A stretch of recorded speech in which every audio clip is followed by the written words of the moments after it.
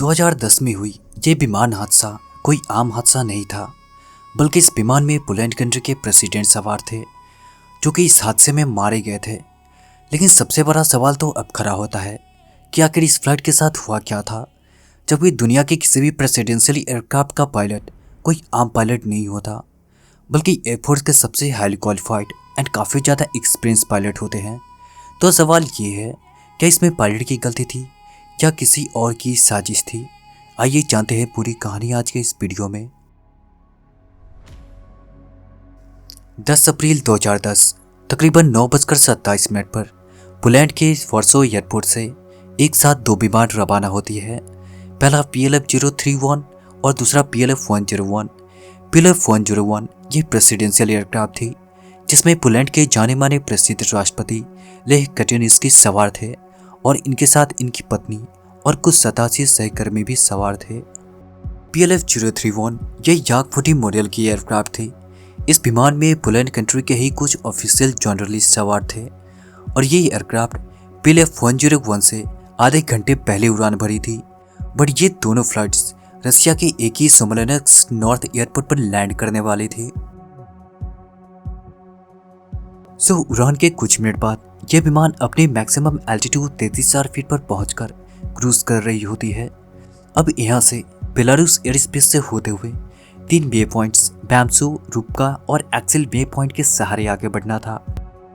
तकरीबन 6:14 और 15 सेकंड पर इस विमान का पायलट बेलारूस के मिस कंट्रोल से संपर्क साधकर डिस्टेंसर एयरपोर्ट की विजिबिलिटी का जायजा लेते हैं। जवाब में यहाँ पायलट को यह बताया जाता है कि वहाँ की विजिबिलिटी सिर्फ 400 मीटर ही है। 400 मीटर विजिबिलिटी का मतलब ये था कि पायलट आगे सिर्फ 400 मीटर तक ही देख सकता था। एक्सेल वे पॉइंट को क्रॉस करने के बाद क्रू को सबसे पहले रशिया के मॉस्को ATC से कांटेक्ट होती है, तब स्मोलेंस्क के नॉर्थ ATC से। अब यह एक बात जान लो, स्मोलेंस्क में 2 एयरपोर्ट है। पहला स्मोलेंस्क साउथ एयरपोर्ट और दूसरा स्मोलेंस्क नॉर्थ एयरपोर्ट, और ये दोनों एयरपोर्ट रशिया का मिलिट्री एयरपोर्ट है। लेकिन सबसे ताजुब की बात यह थी कि साल 2010 चल रहे थे, फिर भी स्मोलेंस्क एयरपोर्ट के लगभग सभी इंस्ट्रूमेंट्स पुराने और रशियन थे, जो कि लैंडिंग के वक्त मॉडर्न एयरक्राफ्ट के लिए एक प्रॉब्लम की जड़ थी। प्लस स्मोलेंस्क के नॉर्थ ATC सिर्फ रशियन लैंग्वेज में ही पायलट से बात कर सकते थे, क्योंकि उन्हें इंग्लिश लैंग्वेज की समझ नहीं थी, जबकि इंग्लिश लैंग्वेज इंटरनेशनली ATC और पायलट को जानना और बोलना कंपल्सरी होता है।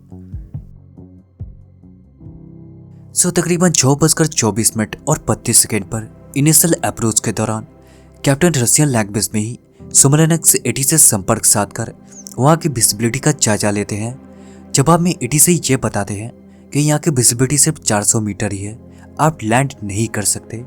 बट इस दरमियान केबिन से कॉकपिट में 2 लोग बार बार इंटर कर रहे थे और कैप्टन से एक ही सवाल किए जा रहे थे, आखिर लैंडिंग में लेट क्यों हो रहा। कैप्टन उन लोगों को समझाने की कोशिश करते हैं कि यहाँ की विजिबिलिटी सही नहीं है, हम लैंड नहीं कर सकते। पर ये लोग कैप्टन से फिर एक और सवाल करते हैं, आखिर कैसे लैंड नहीं हो सकता, जबकि याक 41 1 घंटा पहले ही सिर्फ 200 मीटर के विजिबिलिटी पर लैंड कर चुकी है, तो तुम्हें क्या दिक्कत है।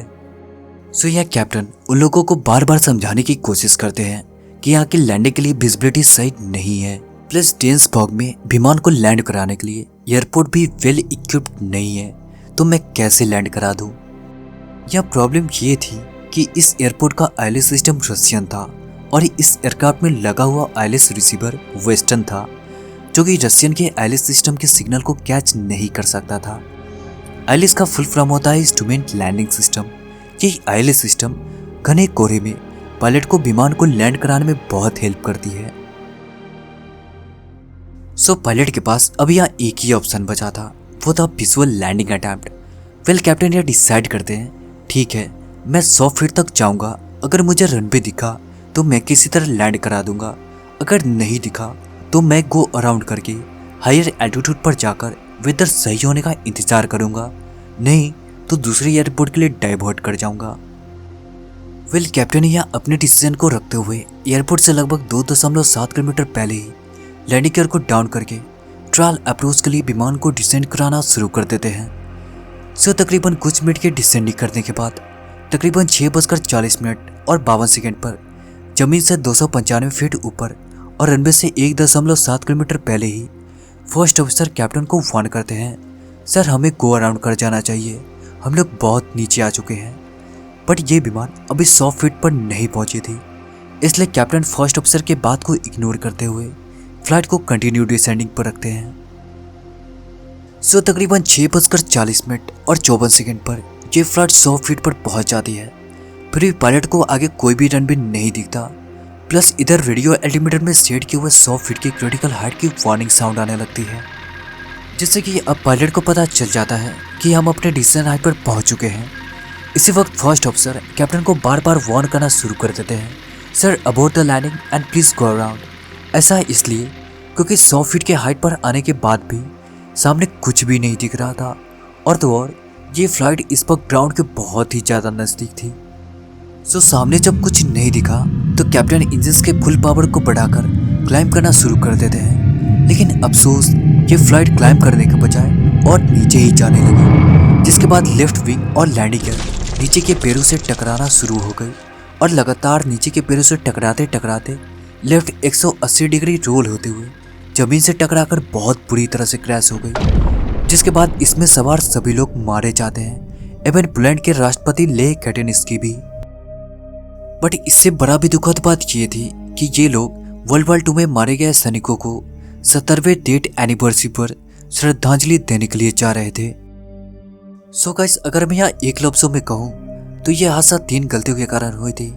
सबसे पहला गलती ये था कि कैप्टन को फोर्सली विमान को लैंड कराने के लिए फोर्स नहीं करना चाहिए था। दूसरी गलती ये थी कि कॉकपिट में क्रैश से कुछ सेकंड पहले रेडियो एल्टीमीटर को किसी ने रीसेट कर दिया था, जिसके कारण रेडियो एल्टीमीटर गलत हाइट की रीडिंग देने लगी थी। तीसरी गलती ये थी कि इस फ्लाइट में कोई एक्सपर्ट नेविगेटर नहीं था।